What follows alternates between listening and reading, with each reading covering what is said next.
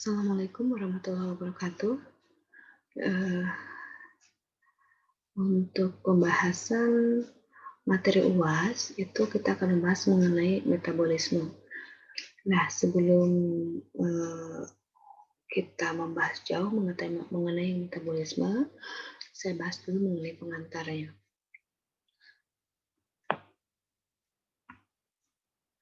Nah, kalau secara ringkasnya, metabolisme itu adalah proses enzimatis terhadap senyawa-senyawa atau makromolekul besar seperti karbohidrat, protein, lemak, ataupun lipid, asam amino yang terjadi di dalam tubuh. Jadi dia merupakan reaksi enzimatis di mana hasil akhirnya berupa ATP atau energi. Nah, seperti ini. Kita mengkonsumsi makanan, contoh kita mengkonsumsi karbohidrat. Karbohidrat yang kita konsumsi itu di dalam tubuh itu seperti apa reaksinya, kemudian nanti hasil akhirnya menjadi apa. Nah, itu dibahas di dalam metabolisme. Namun sebelum ke metabolisme, ada tahapan dulu yang disebut dengan sistem pencernaan. Jadi, pada saat kita, senyawa makromolekul atau senyawa biomolekul tersebut di metabolisme, harus seperti apa bentuk dari senyawa tersebut. Nah, diproses dulu dalam sistem pencernaan. Ya, nanti kita di metabolisme ini kita akan membahas mengenai ada yang disebut dengan anabolisme ataupun katabolisme. Ini pengantarnya. Nah, di katabolisme ini itu nanti akhirnya jadi gini, katabolisme ini proses di mana seperti senyawa atau senyawa makromolekul itu diubah menjadi CO2, H2O, dan NH3. Sementara anabolisme itu adalah proses penguraian. Ya, proses pembentukan, Anabolisme itu misalnya asam amino membentuk protein, gula membentuk polisakarida, asam lemak membentuk lipid, itu ada di anabolisme. Apa sih tujuan akhir dari metabolisme itu, dari baik katabolisme maupun anabolisme? Tujuan akhirnya adalah untuk membentuk energi kimia yaitu berupa ATP dan elektron-elektronnya yang digunakan untuk energi kita dalam kehidupan sehari-hari. Pernah kalian terpikir tidak, misalnya pada saat kita tugas, kemudian kita minum segelas teh manis, energi kita bertambah lagi. Nah, itu energi yang didapatkan itu adalah energi dari ATP, hasil dari proses metabolisme asupan makanan. Nah, itu nanti kita akan bahas. Ya, seperti itu. Namun sebelumnya kita akan bahas dulu mengenai pencernaan. Kenapa? Karena memang asupan makanan yang diproses dalam proses metabolisme itu harus dicerna terlebih dahulu, ya seperti itu. Nah, ini tadi perbedaan anabolisme katabolisme itu nanti akan dibahas lagi di pertemuan kedua. Nah, semua bahan makanan sebelum demetabolisme di dalam sel. Ingat, metabolisme itu terjadi di dalam sel. Ya, jadi kalau misalnya ada jutaan sel, ada 1 juta sel, berarti setiap satu sel itu melakukan metabolisme. Jadi bukan di dalam satu sel saja, tapi terjadi di dalam di seluruh jumlah sel yang ada di dalam tubuh. Gitu. Nah, semua bahan makanan sebelum dimetabolisme dalam sel harus diubah terlebih dahulu dalam bentuk kompleks menjadi bentuk sederhana melalui proses pencernaan. Apa itu pencernaan? Pencernaan adalah proses pemecahan molekul kompleks secara fisik, kimia, dan enzimatis, atau ada enzim untuk menghidrolisis. Sehingga memang tekstur dari senyawa-senyawa kimia atau tekstur dari asupan makanan yang kita kunyah itu menjadi halus. Nanti kan sehingga bisa diserap oleh usus halus. Pencernaan itu dimulai dari mulut ya sampai usus halus. Nah, nanti di mulut makanan bercampur dengan saliva yang berfungsi membasahi makanan. Sistem pencernaan itu dimulai dari kelenjar ludah, kemudian masuk ke esofagus, lambung, usus halus, dan usus besar. Nah, di dalam sistem pencernaan ada enzim-enzim pencernaan yang membantu. Makanya kan tadi dikatakan bahwa sistem pencernaan itu berhubungan dengan enzimatis, ya.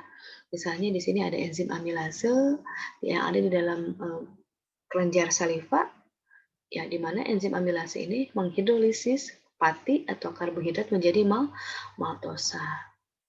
Kemudian di lambung ada makanan bercampur dengan cairan lambung mengandung HCl. Ya, kemudian di lambung juga ada prekursor enzim seperti pepsinogen yang nanti akan diubah menjadi pepsin.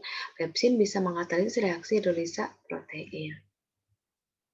Kemudian di lambung juga renin. Renin itu adalah enzim yang terdapat pada cairan lambung, ya, mana nanti makanan yang dikeluarkan dari lambung itu disebut heme. Jadi memang sudah dalam bentuk tekstur yang cukup halus sehingga nanti diserap oleh usus atau intestinum. Nah, nanti setelah di intestinum diserap, nanti dia akan bercampur dengan bermacam-macam cairan yang berasal dari pankreas, empedu, dan kantong empedu. Ya.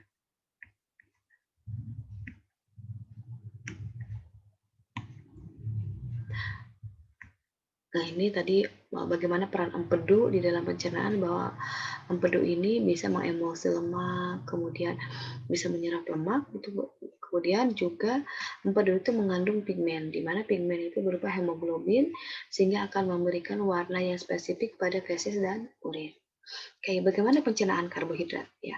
Jadi tidak semua organ-organ pencernaan itu melakukan pencernaan terhadap jenis asupan makanan. Nah, contoh di sini ada yang pertama kita batu untuk pencernaan karbohidrat. Pencernaan karbohidrat ini terjadi dimulai di mulut. Nah, karbohidrat itu tidak dicerna di lambung. Jadi, setelah di mulut, maka dia memang lewat dia ke lambung, tapi tidak dicerna di lambung.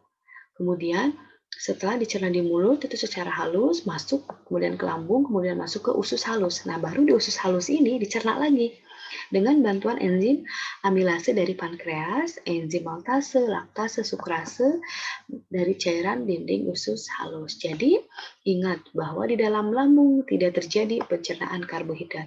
Karbohidrat hanya dicerna di mulut dan usus halus. Yang kedua, pencernaan lemak.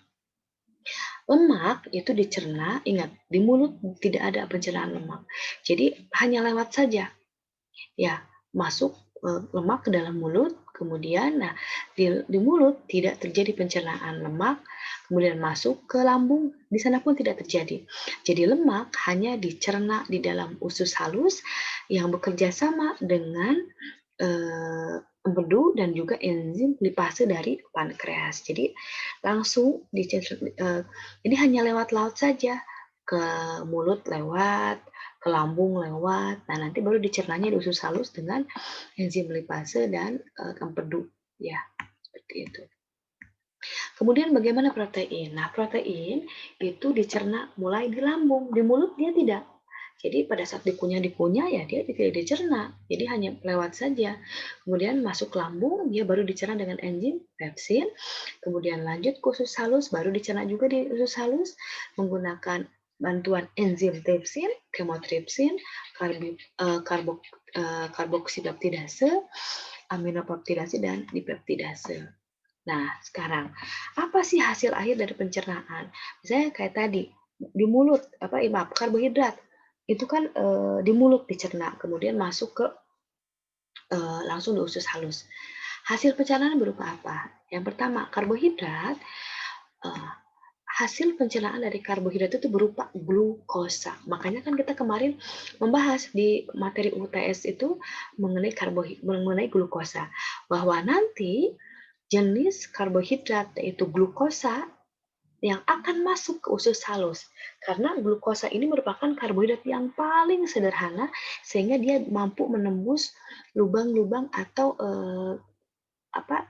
jonjot usus, jonjot atau fili-fili usus. Karena ukurannya yang sangat sederhana. Nah, makanya misalnya kita mengkonsumsi jenis karbohidrat, tetap nanti ujung-ujungnya itu diolah menjadi glukosa dicernanya. Sehingga untuk apa? Supaya memudahkan si karbohidrat itu tembus ke jonjot ususnya. Misalnya kalian mengkonsumsi fruktosa, mengkonsumsi sukrosa, tetap nanti yang ujung-ujungnya hasil dari pencernaannya diubah menjadi glukosa, tidak ada yang lainnya. Sehingga makanya nanti ada proses yang ada yang disebut dengan gula darah. Jadi gula darah itu adalah glukosa darah, tidak ada sukrosa darah, tidak ada fruktosa darah. Kenapa? Karena nanti yang akan dimetabolismenya adalah glukosa, bukan gula yang lain gitu ya. Nah, ini nanti glukosa masuk ke jonjot usus atau ke fili-fili usus, kemudian masuk ke aliran darah, masuk ke sel-sel tubuh yang ada di dalam tubuh. Misalnya ada 1 juta glukosa masuk atau yang dihasilkan di pencernaan, ya makanya 1 juta itu nanti masing-masing akan memasuki setiap sel. Satu sel itu diisi hanya 1 glukosa. Kalau sudah beres di metabolisme, masuk glukosa yang lain. Jadi bertubi-tubi berurutan gitu. Kemudian lemak. Nah, lemak hasil akhirnya nanti berupa asam lemak dan gliserol. Ini oleh empedu diubah menjadi gliserida.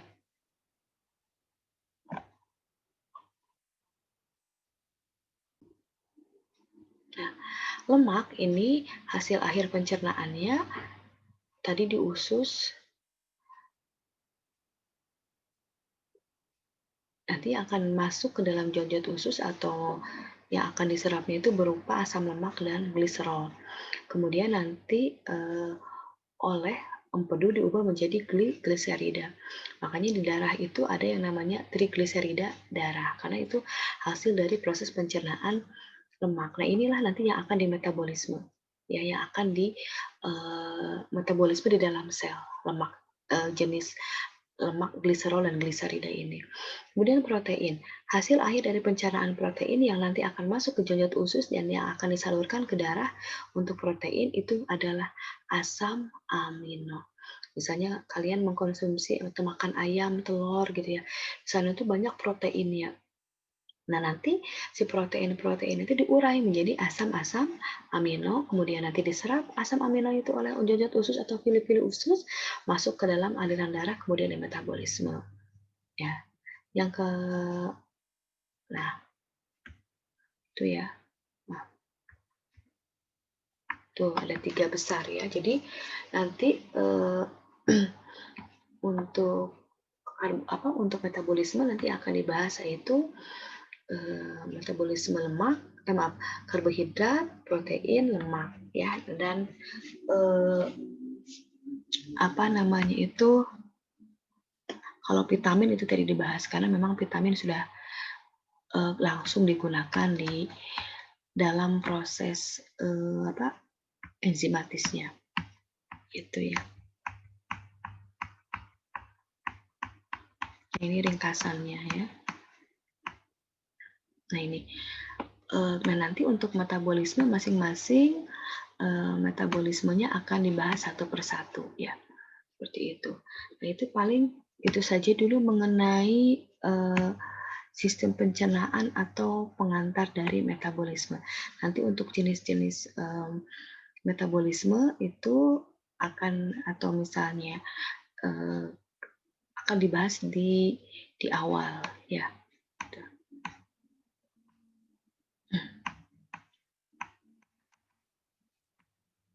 Akan dibahas di yang pertemuan kedua. Jadi di pertemuan kedua ini nanti akan membahas mengenai metabolisme karbohidrat seperti itu ya. Oke.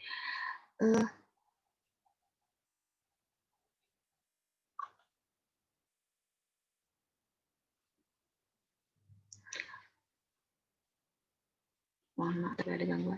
Untuk pertemuan pertama ini dicukupkan sekian dulu.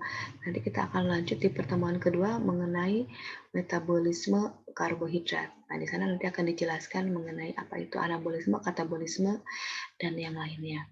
Oke, terima kasih untuk pertemuan kali ini. Kalau misalnya ada pertanyaan yang ingin ditanyakan, silakan ditanyakan di grup WA. Ya, terima kasih. Assalamualaikum warahmatullahi wabarakatuh.